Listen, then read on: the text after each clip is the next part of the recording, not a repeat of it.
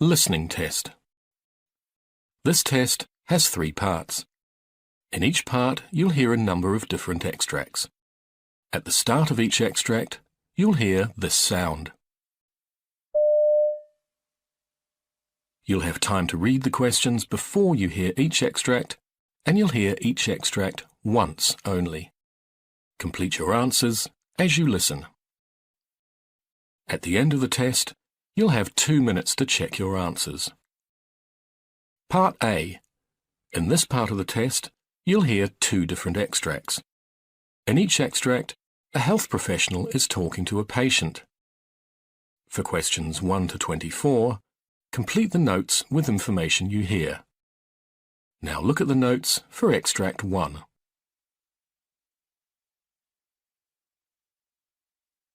Extract 1. Questions 1 to 12. For questions 1 to 12, complete the notes with a word or short phrase. You now have 30 seconds to look at the notes.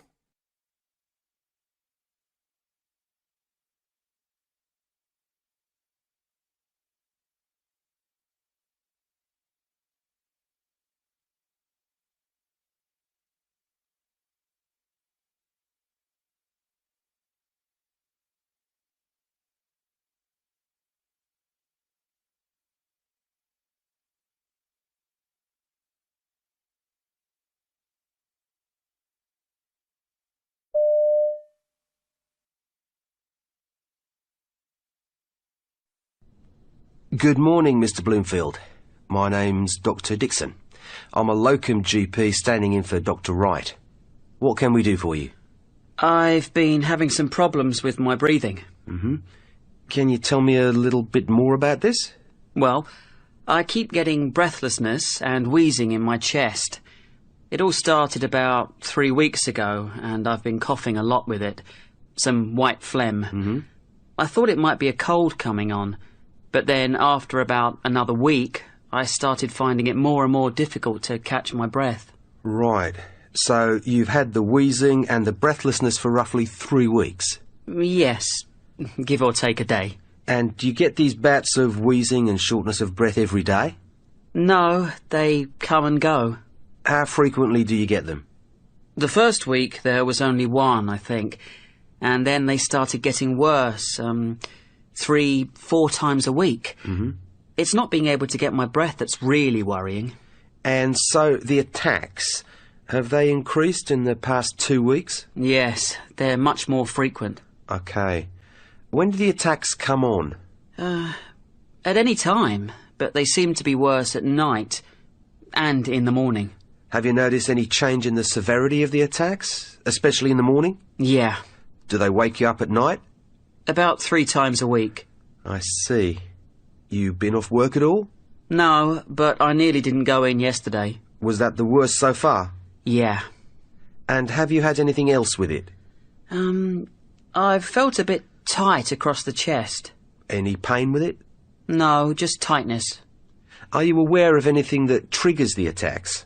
Like what? Well, dust, feathers, new carpets? No, I can't really say I am. Okay.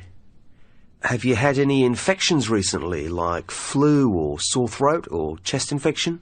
No, not for a long time, except this. And what about medications?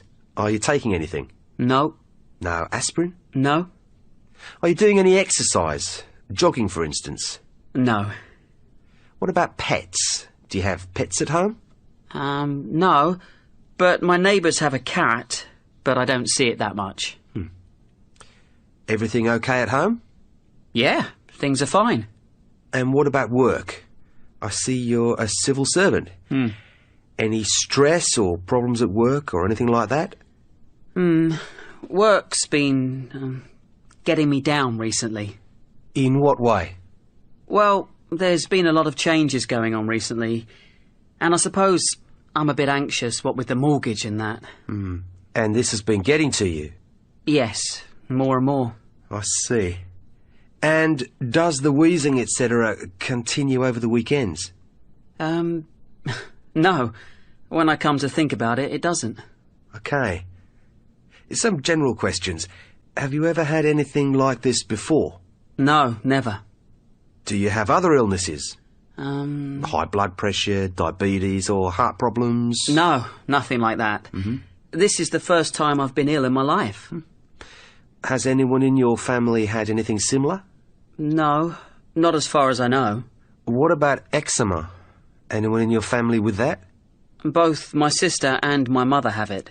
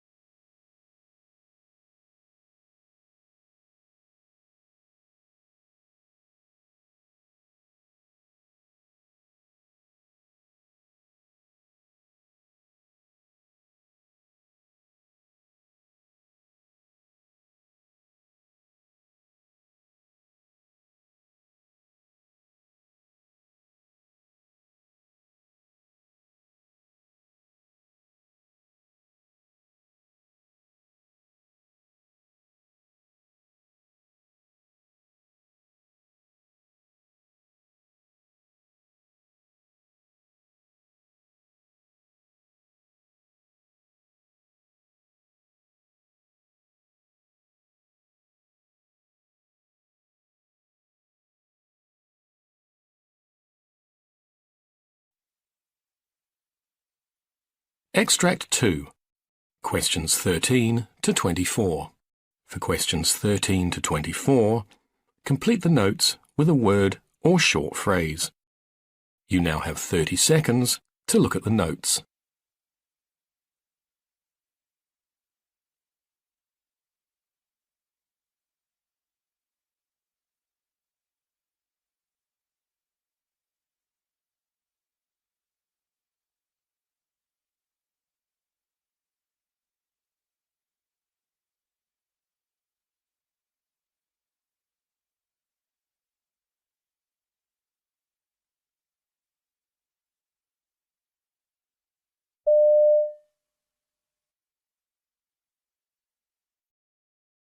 Barbara Roberts. Yes, good morning. Hello there. My name's Hello. Dr. Beddy. I'm one of the new GPs in the practice.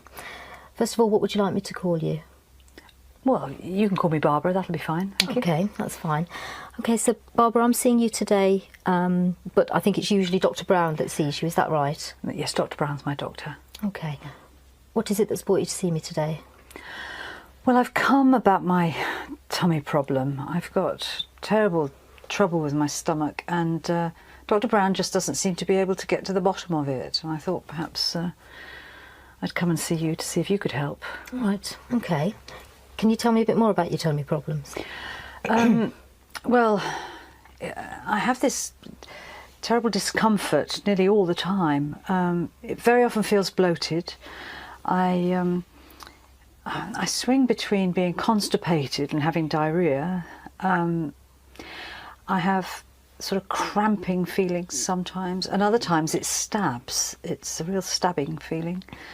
I often have the urge to go to the toilet, and I pass very smelly wind. Right. So quite a few symptoms there, and some of them sound quite Yes. troublesome to you. Yes. Okay. And how long has this been going on? Well, I've traced it back to a holiday I had in Egypt about 4 years ago. I had a horrible bout of sickness and diarrhoea, and And what sort of treatments have you tried for this before? well, Dr. Brown gave me some muscle relaxants at the beginning. But I've been to the health shop and they've been really helpful. They've given me lots of different tablets and medicines Right. for different things. And Imodium. Right. I have Imodium in my handbag all the time, just in case. Right. Yeah. So these different tablets that you've got from the herbal shop, how are you taking them? What about tests? Have you had any tests for these problems? Yes, I had in the early days. I had a what are they Your called? gastroscopy. Was That's that the tube it, down yes, from the top? yeah. Okay. And at the same time, I had a barium enema. Right. That was very uncomfortable. Okay. But no, I've tried. Well, I mean, it sounds like you've had these problems now for about 4 years. You've got a lot of various symptoms in your stomach. You've tried a lot of tablets, some prescribed, some herbal remedies, and you've had some investigations, but you're not entirely happy that you've been investigated thoroughly enough. Is that about? I'd say so. Have I got yes. the story right? Yes. Okay. And I know you've been seeing Dr. Brown about this for the last few years. What is it that he's said that he thinks might be wrong with you? Well, he thinks it's all in my head. Right. You know, I mean, it can't all be in my head. I get too much physical pain for it to be in my head. I mean, it's real. It's a real pain. And have you had any thoughts yourself about what you think might be causing it? Well, I mean, I did think that perhaps it was an infection that hadn't cleared up in the early stages, but I think, I mean, sometimes I think it's IBS. A friend of mine's got that and it sounds similar. And then other times I'll think, I wonder if it's an ulcer. Right. On a really bad day, I start to think it might be cancer. Right. Given that we've tried medication for you and we've tried investigations and we've drawn a blank really with those, none of those have really helped you. No. I guess I'm wondering whether now it would be a good idea to try a different approach to your problems. Oh, I don't know. I don't know. And I guess what I'd be wondering is whether one of the approaches we need to be using now is thinking about what you do with your life and what you do with your day, and maybe trying to bring back some of those pleasurable things, you know, even if it's just meeting up with your female friends once a week, and whether actually doing those sorts of things might generally improve your quality of life. I'm also thinking about the tablets that you're taking, and the fact that you seem to be taking quite a lot of them, and I'm wondering whether it's worth us sitting and looking at them and maybe trying to rationalise them a little bit and really decide which are helping you, which are doing nothing, and which may actually be making some of your symptoms worse, I guess. What would you think about trying that slightly different approach for, say 2 or 3 months, just to see whether or not it makes any difference? Well, 2 or 3 months is a long time if there is something going on. I mean, that's what happened to my mother-in-law. You know, they left her and didn't spot it. And well, I guess if we did decide to work together like this, this new approach, I'd be seeing you regularly. We can keep an eye on your symptoms, and if they change, then we can investigate as appropriate. But if they stay the same, then, you know, we could be pretty clear that there's nothing new happening that we're missing.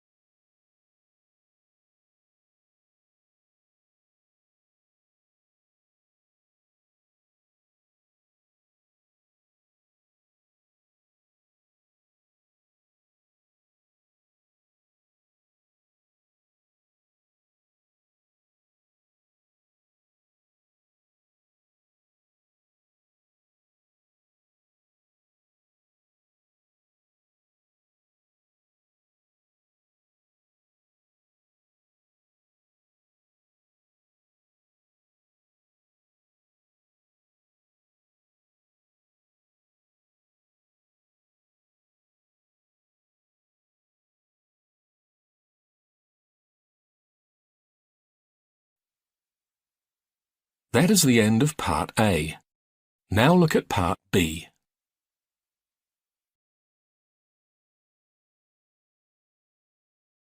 Part B. In this part of the test, you'll hear 6 different extracts. In each extract, you'll hear people talking in a different healthcare setting. For questions 25 to 30, choose the answer A, B, or C, which fits best according to what you hear. You'll have time to read each question before you listen. Complete your answers as you listen. Now look at question 25. Now read the question.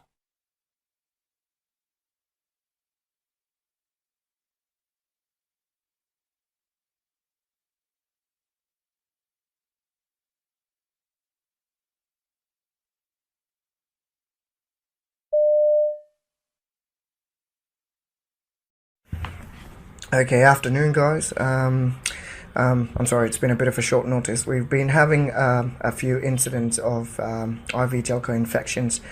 I know it's been a busy week and we've been in trouble with a lot of things, transition through to the electronic records from paper. But we need to know that documentation is our responsibility. We need to make sure that Jelcos, once you insert them, you need to document it. We need to check on the patient. We need to work as a team. The handover should be precise, and we need to check all these factors. We need to bring down these incidents. We can't allow these to happen. Last year we had a patient died of an infection, so we need to make sure that it doesn't happen again. So that's why I called you guys up. Let's start our day by not killing a patient. How about that?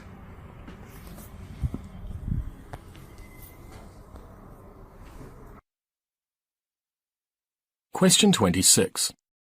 Now read the question.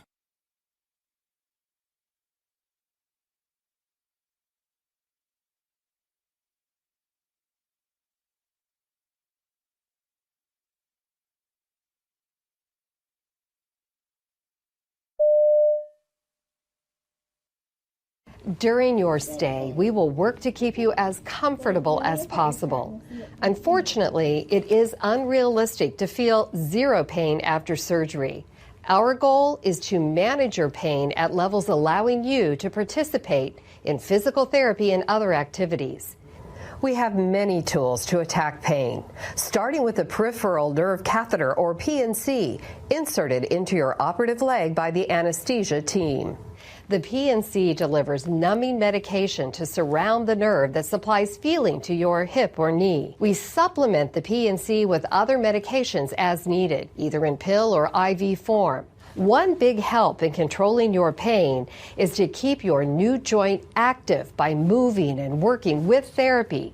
Lying in bed too long can result in more pain as the joint grows stiff. In addition to pain medication, you will receive a 10-day supply of Lovenox.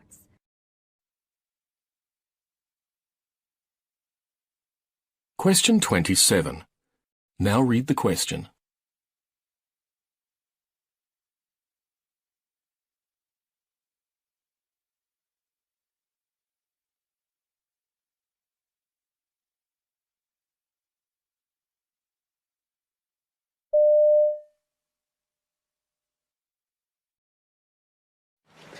Mr. Fernandez is a 52-year-old gentleman who was admitted to the ER last night. He lives with his wife Judy and was found down at home. They also noted he had lower extremity swelling for 5 days and was experiencing some shortness of breath and weakness. When they arrived to the emergency room, he was found to be in atrial fibrillation with a rapid ventricular rate between the 150s and 160s. After 2 boluses of diltiazem, he was started on a drip. He has 2 peripheral IVs, an 18 gauge in his left hand and an 18 gauge in his left. Both were started in the emergency room. Mr. Fernandez is a high fall risk because he fell at home. His bed alarm is on at all times and his call bell is within reach. Mr. Fernandez, since you fell at home, you're considered a high fall risk, so we need to keep the bed alarm on at all times, okay? Okay. And if you need any when you get up, you need assistance, so make sure that you call when you're getting out of bed. I will use this red button on this. Okay, so we can count on you guys to call when you need help, right? I need to go get a report on my other patients, so I'll be back in about 20 minutes. But if you need anything, make sure you call, okay? Okay, thank you. Sounds great. You're welcome. Question 28. Now read the question.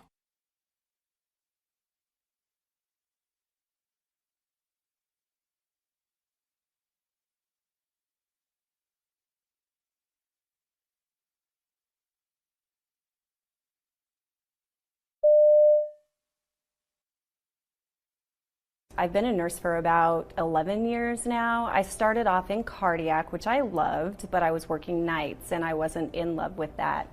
And then after that, the school where my kids go to school opened up, and so I was a school nurse for several years. And during that time, I just felt like I had a lot of kiddos coming to me with just a variety of issues that were more behavioral issues, such as they were maybe harming themselves in some way, or maybe having some really big anger issues that they did not really know how to cope with or deal with. And I would try to help them as best as I could and get them some community support. But I really felt like I did not have all of the answers that I personally felt like I needed, or I felt like I needed a little more training. So I ended up leaving the school and worked full time. Question 29. Now read the question.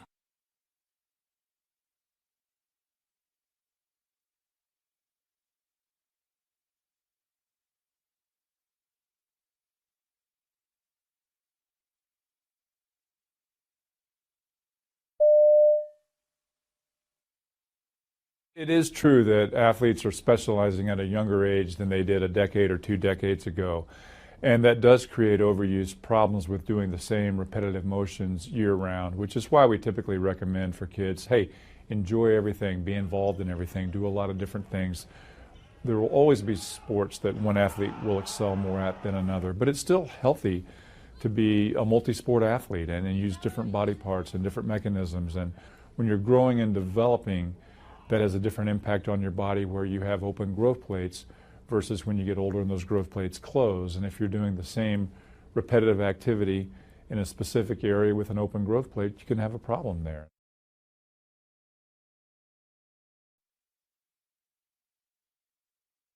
Question 30. Now read the question.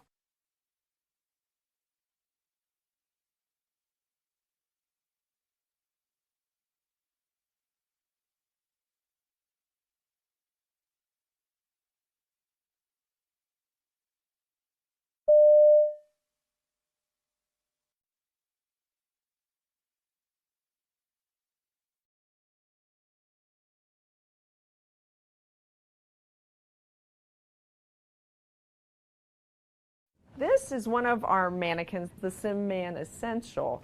He is capable of being a healthy patient. We can also program in variables on him that cause him to be unhealthy patient as well, because as we know, most of our patient population these days aren't your typical healthy patient. So when we bring the students into the room for the simulation, they are able to do an assessment of listening to heart and lungs on our mannequin. They can do a neurological evaluation of his eyes as well. Shortly thereafter, then, we go ahead and start the anesthetic procedure. So we start by giving him some oxygen by the mask. Obviously, he's still awake at this point in time. And then the students are expected to start the drug administration. And I am on a computer in a different room able to program the drugs that the students are giving. And then the mannequin responds to the drugs by either going to sleep or getting sleepy. So that the students then can carry on the procedure that's been outlined for them. What's neat about these mannequins, we can mask ventilate them, we can put special airway devices in like an endotracheal tube. If they don't happen to get the endotracheal tube in the right spot, he has a blue light that'll light up in his mouth to show them the patient is not getting enough oxygen. I'm on the control and I can make the heart rate and the blood pressure change parameters as well. So it's a learning experience for them so they can identify maybe they didn't put the endotracheal tube in the right place. He also has IV access, so we can do IV practice on him. We can give the drugs through the IV. That's typically how you do it in anesthesia.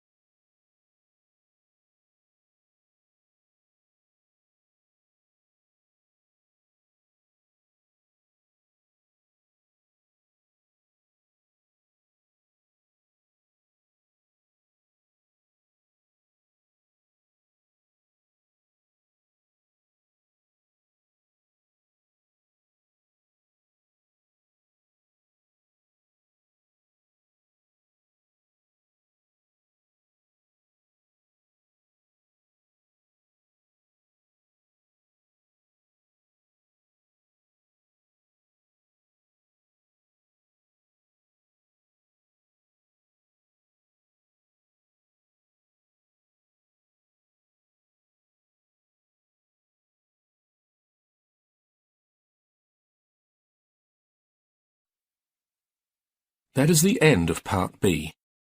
Now look at Part C.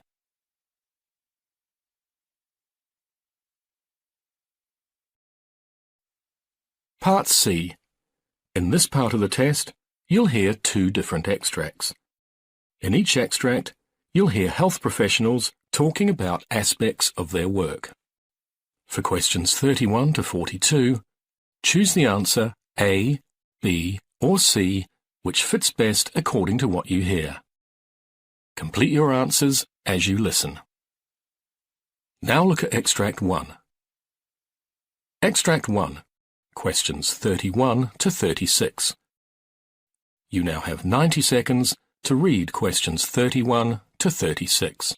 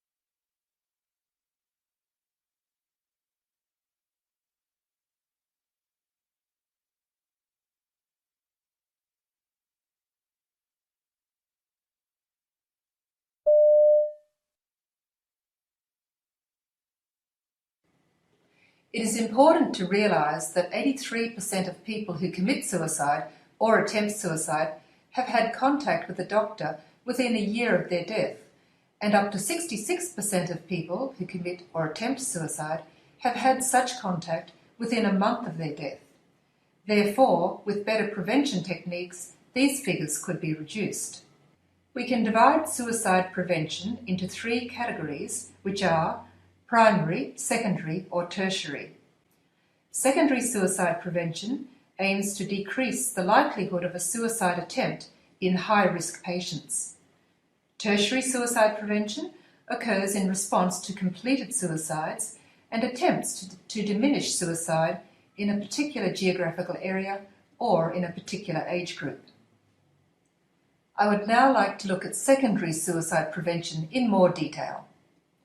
Secondary suicide prevention is particularly important, but not always given the attention that it deserves, in part because research into secondary prevention is only just starting to be applied to clinical practice.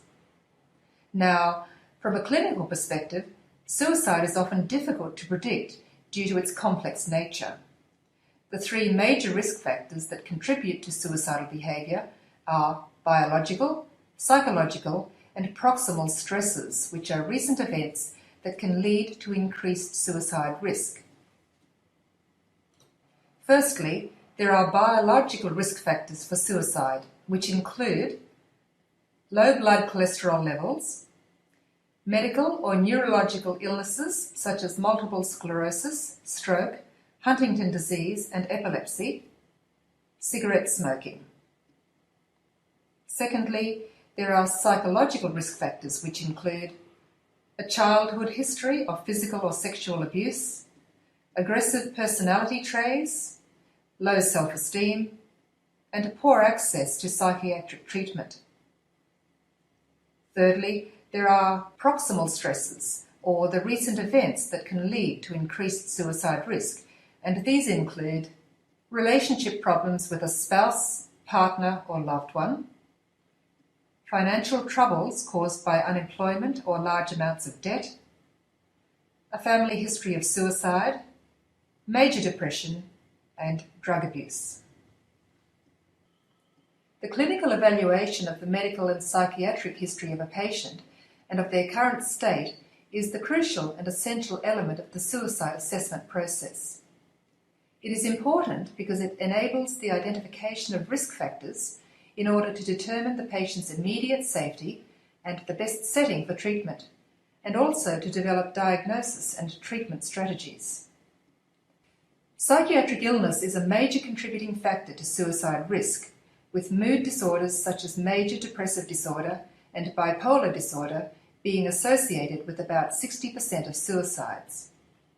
Indeed, psychiatric disorders are diagnosed in more than 90% of completed suicides, and more than 80% of these psychiatric disorders are untreated. Thus, the recognition and treatment of individuals with psychiatric disorders, specifically mood disorders, are essential components of secondary suicide prevention. In addition, the subjective rating of the severity of depression is one of the most powerful predictors of future suicidal acts. Therefore, assessing and managing depression, as well as being aware of the suicide risks in psychologically, medically, and neurologically disordered individuals, is an important aspect of secondary suicide prevention.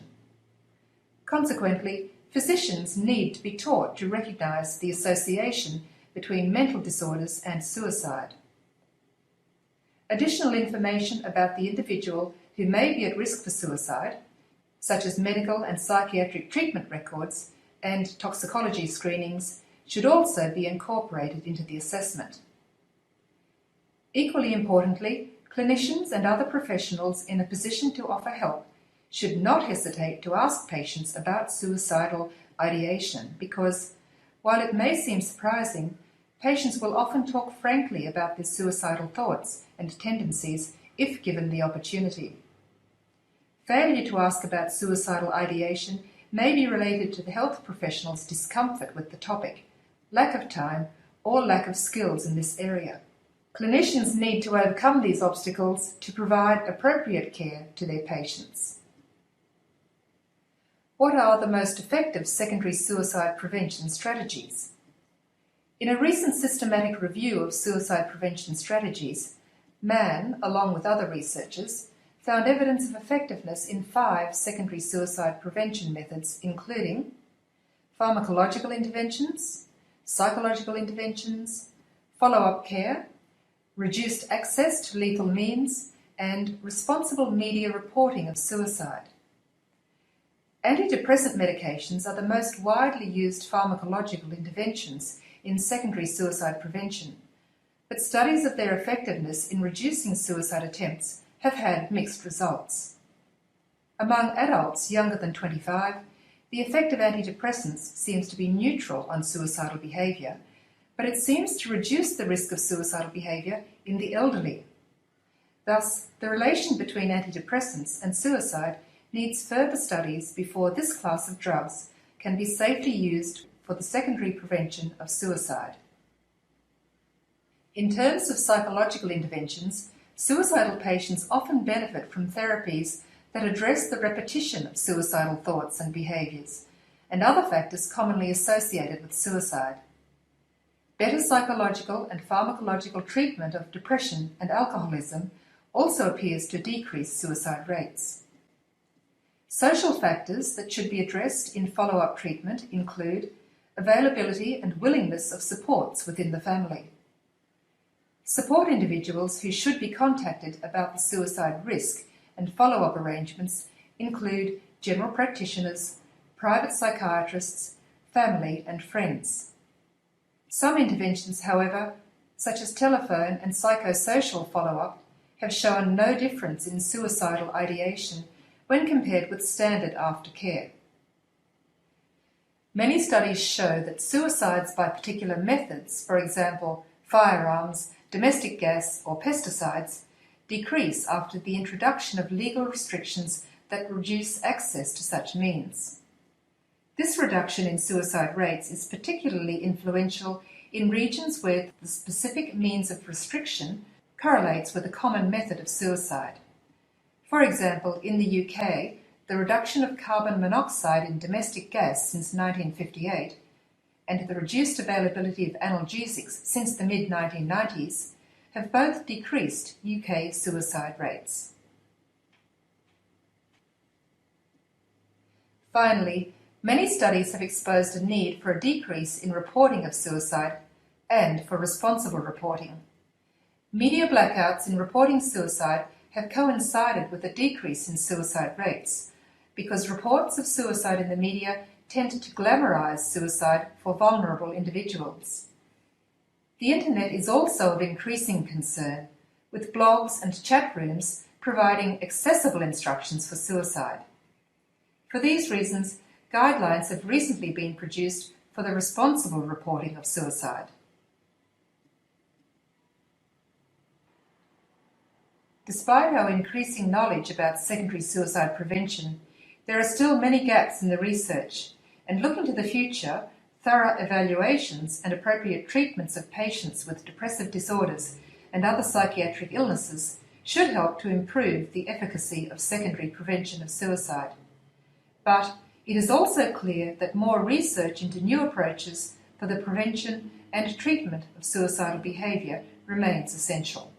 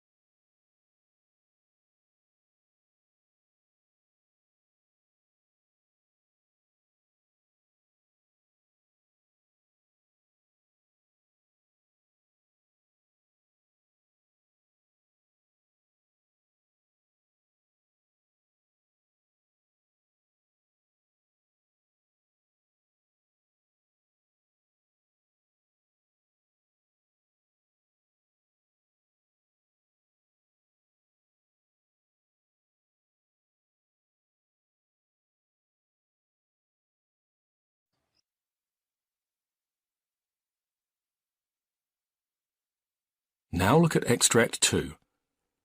Extract 2, questions 37 to 42.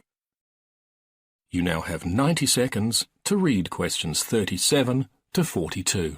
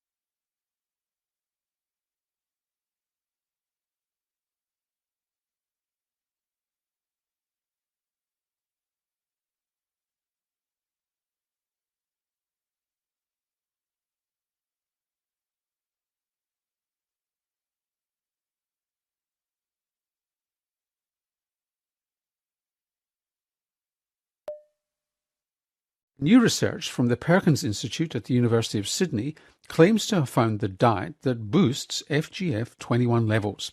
One of the lead scientists on the study was Samantha Solon-Beat of the Perkins. Welcome to the Health Report. Thank you for having me. So what is this stuff, FGF21? I mean, it's almost eye-crossingly complicated from the look of it. Yeah, it seems complicated, but it's actually not. And recently, there's actually been an immense amount of interest in fibroblast growth factor 21, or FGF21. And this hormone has actually recently been called this fountain of youth hormone, which we know can be influenced by diet. And the reason why FGF21 is so interesting is because high levels of this miracle hormone, as it's called, has actually been shown to play a huge role in influencing appetite, improving metabolic health and immunity, and even extending lifespan in mice. Now, something that sounds so good to be true is usually too good to be true. At this point, there are no adverse effects shown with increased levels of FGF21. In fact, a lot of studies are now being done to investigate FGF21 as a therapeutic target for the treatment of diabetes and cardiovascular disease.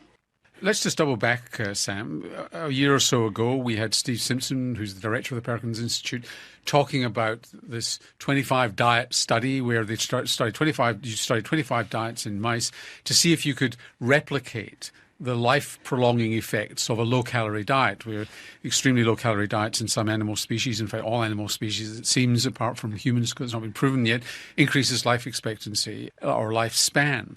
Is the FGF21 really the heart of this matter?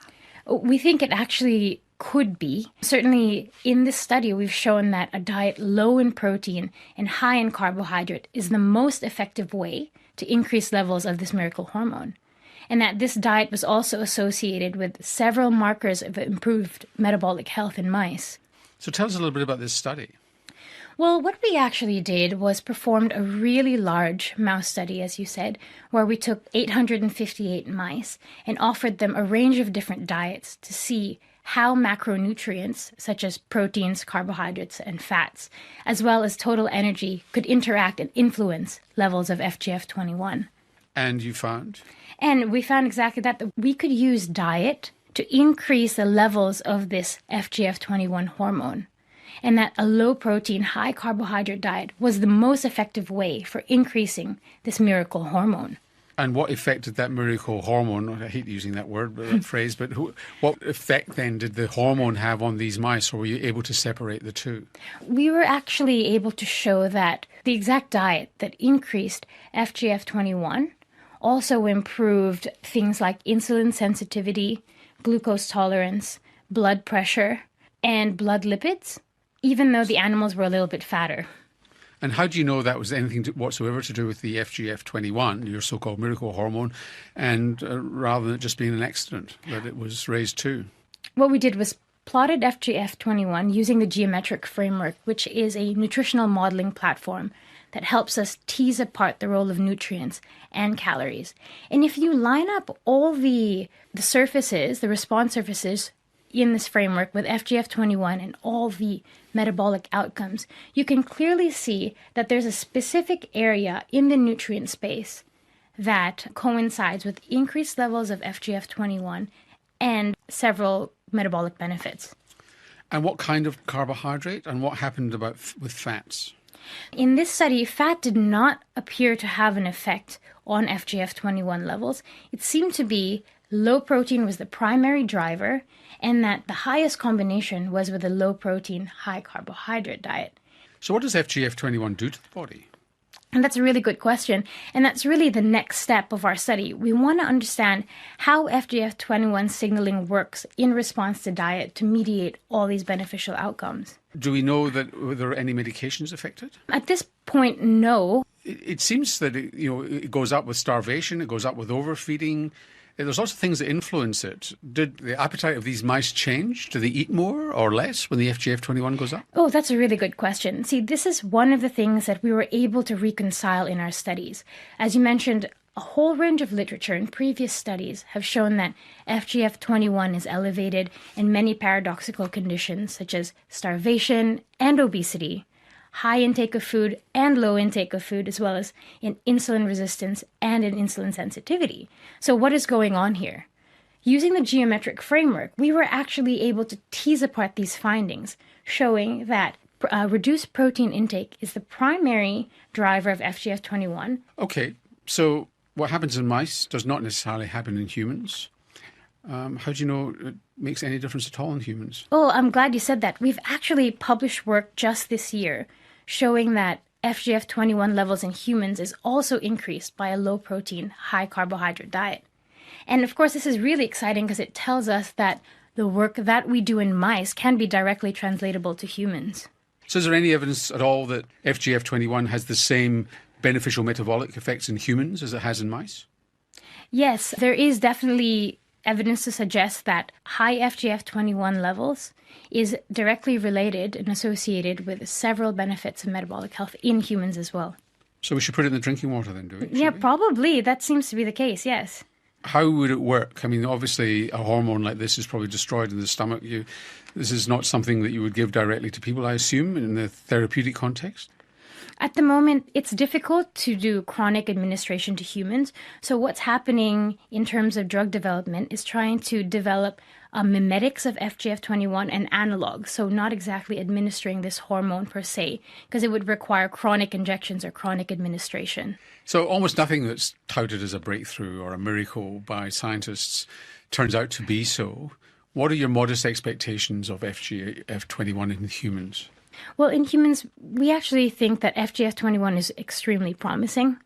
We think that, at least in humans, we've shown that FGF21... So a treatment for type 2 diabetes? Absolutely. That sort of thing? Yes. We've shown that humans seem to respond in the same way as mice. So this could mean that we could tailor our diets and our nutritional guidelines to generate a range of benefits from FGF21. Is it too blunderbuss? You're describing something that sounds blunderbuss rather than targeted. You're just spraying an effect rather than targeting an effect. If you can do anything with it, it's going to be a very wide set of actions which you're going to find hard to control, isn't it? At the moment, everyone is very interested at FGF21, but no one really knows its mechanism of action. And it seems to be a race at the moment.